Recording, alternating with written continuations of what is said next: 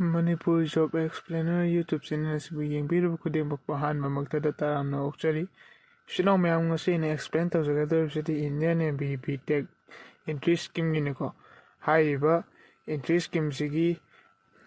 apply ꯇꯧꯕꯤꯕ ꯌꯥꯕꯁꯤ 12 pass ꯇꯧꯔꯤꯕ ꯏꯆꯤꯟꯅꯥꯎꯁꯤꯡꯅ ꯍꯥꯏꯔꯤꯕꯁꯤ ꯑꯦꯄ꯭ꯂꯥꯏ ꯇꯧꯕꯤꯕ ꯌꯥꯒꯅꯤꯀꯣ ꯐꯔꯦ ꯏꯆꯤꯟꯅꯥꯎꯁꯤꯡ ꯑꯩ ꯃꯥꯒꯤ ꯃꯔꯨꯑꯣꯏꯕꯁꯤꯡ ꯚꯤꯗꯤꯑꯣꯁꯤꯒꯤ ꯅꯣꯇꯤꯐꯤꯀꯦꯁꯟꯗ ꯆꯪꯅꯤꯡꯉꯥꯏꯗ ꯍꯥꯏꯐꯦꯠꯇꯪ ꯍꯥꯏꯖꯔꯝꯒꯦ ꯍꯥꯏꯔꯤꯕ B.Tech ꯑꯦꯟꯇ꯭री ꯁ꯭ꯀꯤꯝꯁꯤꯒꯤ ꯑꯦꯄ꯭ꯂꯥꯏ ꯇꯧꯕꯒꯤ ꯏꯂꯤꯖꯤꯕꯜꯁꯤꯀꯣ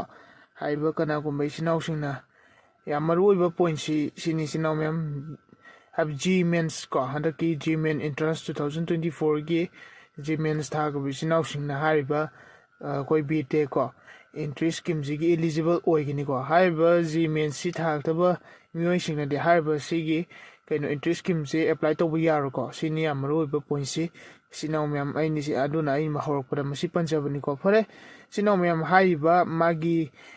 ꯅꯣꯇꯤꯐꯤꯀꯦꯁꯟꯗ ꯆꯪꯉꯒ ꯑꯇꯣꯞꯄ ꯃꯔꯨꯑꯣꯏꯕꯁꯤꯡ ꯀꯔꯤ ꯀꯔꯤ ꯌꯥꯎꯔꯤꯒꯦ ꯍꯥꯏꯕꯗꯨꯁꯨ ꯑꯩꯈꯣꯏ ꯄꯨꯟꯅ ꯌꯦꯡꯃꯤꯟꯅꯔꯁꯤ ꯑꯗꯨꯒ ꯏꯆꯤꯟꯅꯥꯎꯁꯤꯡ ꯌꯥꯝꯅ ꯃꯔꯨꯑꯣꯏꯕ ꯑꯃꯒ ꯍꯥꯏꯖꯔꯝꯒꯦ ꯍꯥꯏꯔꯤꯕꯁꯤ PCM ꯀꯣ ꯐꯤꯖꯤꯛꯁ ꯀꯦꯃꯤꯁꯇ꯭ꯔꯤ ꯃꯦꯠꯁꯇ ꯑꯦꯠꯂꯤꯁ 70% ꯀꯣ ꯁ꯭ꯀꯣꯔ ꯇꯧꯕꯤꯒꯗꯕꯅꯤ ꯏꯪꯂꯤꯁꯀꯤ ꯑꯣꯏꯅꯀꯣ 50% ꯁ꯭ꯀꯣꯔ ꯇꯧꯕꯤꯒꯗꯕꯅꯤ ꯕꯣꯠ 10 or 12ꯇ ꯀꯣ ꯍꯥꯏꯔꯤꯕꯁꯤ ꯁꯤ ꯄꯣꯏꯟꯠ ꯑꯅꯤꯁꯤ ꯑꯃ ꯍꯥꯏꯔꯤꯕ ꯁꯤꯒꯤ B.Tech ꯑꯦꯟꯇ꯭री ꯁ꯭ꯀꯤꯝꯁꯤꯒꯤ ꯑꯣꯏꯅ ꯌꯥꯝ ꯃꯔꯨꯑꯣꯏꯕ ꯄꯣꯏꯟꯠ ꯑꯅꯤꯅꯤꯀꯣ ꯑꯩꯅ ꯄꯟꯖꯩꯁꯦ ꯐꯔꯦ ꯏꯆꯤꯟꯅꯥꯎ ꯃꯌꯥꯝ ꯁꯤꯁꯦ ꯑꯃ ꯃꯥꯏꯟꯗ ꯂꯩꯕꯤꯔꯣ ꯐꯔꯦ ꯑꯗꯨꯒ ꯑꯗꯨ ꯑꯣꯏꯇꯥꯔꯒꯗꯤ ꯅꯣꯇꯤꯐꯤꯀꯦꯁꯟꯗ ꯆꯪꯉꯒ ꯀꯔꯤ ꯀꯔꯤ ꯌꯥꯎꯔꯤꯒꯦ ꯍꯥꯏꯕꯗꯣ ꯑꯩꯈꯣꯏ ꯄꯨꯟꯅ ꯌꯦꯡꯃꯤꯟꯅꯔꯁꯤ ꯌꯦꯡꯃꯤꯟꯅꯗꯁꯤꯒꯤ ꯃꯥꯡꯑꯣꯏꯅꯅ ꯅꯨꯡꯁꯤꯕꯤꯗꯨꯅ ꯑꯩꯒꯤ ꯆꯦꯅꯦꯜ ꯑꯁꯤꯕꯨ ꯁꯕꯁꯀ꯭ꯔꯥꯏꯕ ꯇꯧꯕꯤꯌꯨ ꯂꯥꯏꯛ ꯇꯧꯕꯤꯌꯨ ꯑꯃꯗꯤ ꯑꯗꯣꯝꯒꯤ ꯖꯣꯕ ꯊꯤꯔꯤꯕ ꯐ꯭ꯔꯦꯟ ꯁꯥꯔꯀꯜꯁꯤꯡꯗ ꯚꯤꯗꯤꯑꯣ ꯑꯁꯤ ꯁꯤꯌꯔ ꯇꯧꯕꯤꯗꯨꯅ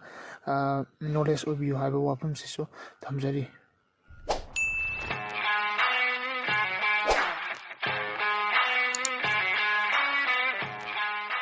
ꯃꯨꯟꯅ ꯌꯦꯡꯕꯤꯔꯣ ꯁꯤꯗ ꯂꯩꯔꯦꯀꯣ ꯃꯥꯒꯤ ꯀꯟꯗꯛꯇꯤꯡ ꯑꯣꯔꯒꯅꯥꯏꯖꯦꯁꯟ ꯏꯟꯗꯤꯌꯟ ꯅꯦꯚꯤ ꯀꯣ ꯑꯗꯨꯒ ꯍꯥꯏꯔꯤꯕ ꯃꯥꯒꯤ ꯚꯦꯀꯦꯟꯁꯤꯁꯤ 40ꯅꯤ ꯏꯆꯤꯟꯅꯥꯎꯁꯤꯡ ꯃꯥꯒꯤ ꯁꯤꯗ ꯌꯥꯎꯔꯤꯕ 40 ꯚꯦꯀꯦꯟꯁꯤꯁꯤꯒꯤ ꯀꯣ ꯍꯣꯔꯦꯟ ꯐꯤꯃꯦꯜꯒꯤꯁꯨ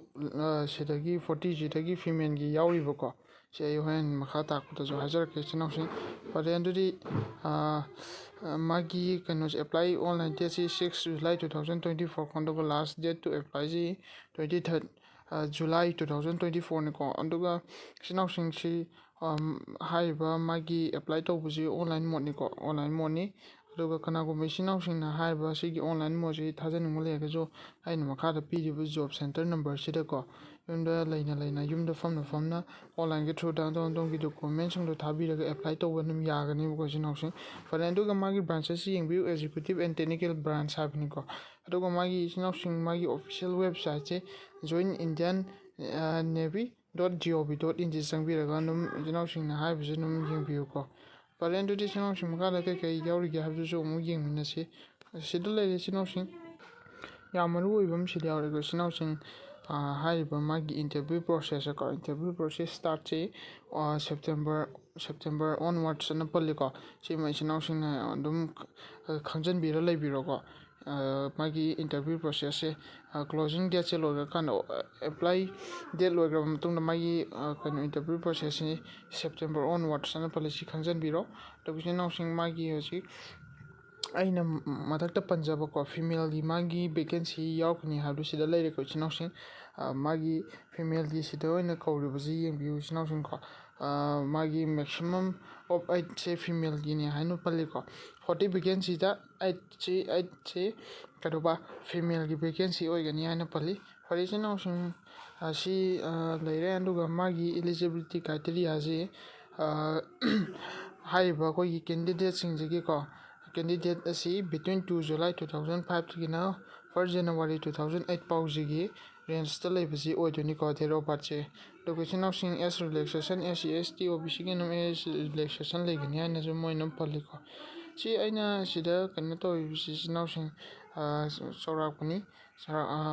ꯑꯗꯨꯒ ichinausingꯅ ꯀꯅꯥꯒꯨꯝꯕ ichinausingꯅ ꯃꯥꯒꯤ PDF ꯅꯣꯇꯤꯐꯤꯀꯦꯁꯟꯗꯨ ꯌꯦꯡꯅꯤꯡꯕ ꯂꯩꯔꯒꯁꯨ ꯑꯩꯅ ꯃꯈꯥꯗ ꯍꯥꯞꯆꯔꯤꯕ WhatsAppꯀꯤ ꯂꯤꯡ ꯑꯁꯤꯗ ꯆꯪꯕꯤꯔꯒ ꯖꯣꯏꯟ ꯇꯧꯕꯤꯔꯒ ꯑꯩꯅ ꯍꯥꯏꯔꯤꯕ ꯑꯩꯒꯤ ꯑꯦꯛꯁꯄ꯭ꯂꯦꯅꯦꯁꯟ ꯈꯨꯗꯤꯡꯃꯛꯀꯤ job khudimaki notification PDF notification khuding ꯑꯩ ꯂꯣꯏ ꯊꯥꯒꯠꯆꯕꯅꯦꯕꯀꯣ ꯍꯥꯏꯔꯤꯕ ꯁꯤꯒꯤ WhatsAppꯀꯤ ꯂꯤꯡ ꯑꯁꯤꯗ ꯐꯔꯦ ichinausing ꯁꯤꯗ ꯂꯩꯔꯦ ꯑꯗꯨꯒ ichinausingꯗ ꯑꯩꯅ ꯌꯥꯝꯅ ꯃꯔꯨꯑꯣꯏꯕ ꯄꯣꯏꯟꯠ ꯑꯃꯁꯨ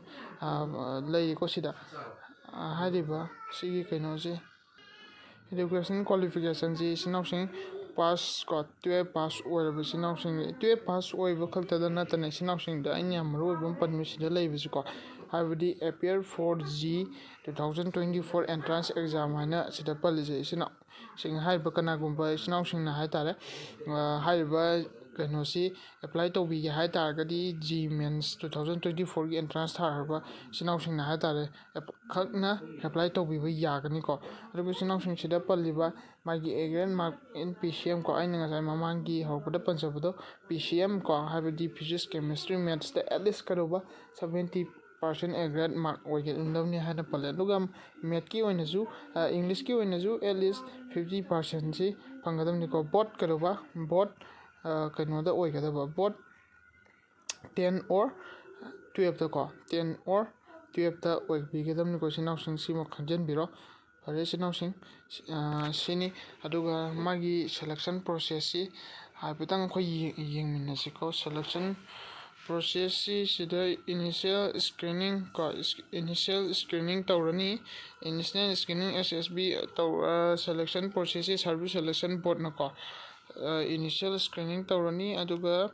SSB ꯏꯟꯇꯔꯚ꯭ꯌꯨ ꯑꯃꯨꯛ ꯇꯧꯔꯅꯤꯀꯣ ꯑꯗꯨꯒ SSB ꯏꯟꯇꯔꯚ꯭ꯌꯨ ꯇꯧꯔꯕ ꯃꯇꯨꯡꯗ ꯃꯦꯗꯤꯀꯦꯜ ꯑꯦꯛꯖꯥꯃꯤꯅꯦꯁꯟ ꯑꯃꯨꯛ ꯇꯧꯔꯅꯤ ꯃꯦꯗꯤꯀꯦꯜ ꯑꯦꯛꯖꯥꯃꯤꯅꯦꯁꯟ ꯇꯧꯔꯀꯥꯟꯗ ꯍꯥꯏꯔꯤꯕ ꯃꯥꯒꯤ ꯏꯟꯇꯔꯚ꯭ꯌꯨ ꯄ꯭ꯔꯣꯁꯦꯁꯁꯦ ꯂꯣꯏꯔꯅꯤꯀꯣ ꯁꯤꯅꯤ ꯑꯗꯨꯒ ꯁꯤꯅꯤ ꯂꯩꯔꯤꯕ ꯀꯩꯅꯣꯁꯦ ꯐꯔꯦ ꯏꯆꯤꯟ ꯏꯅꯥꯎꯁꯤꯡ ꯁꯤꯅꯤ ꯍꯥꯏꯔꯤꯕ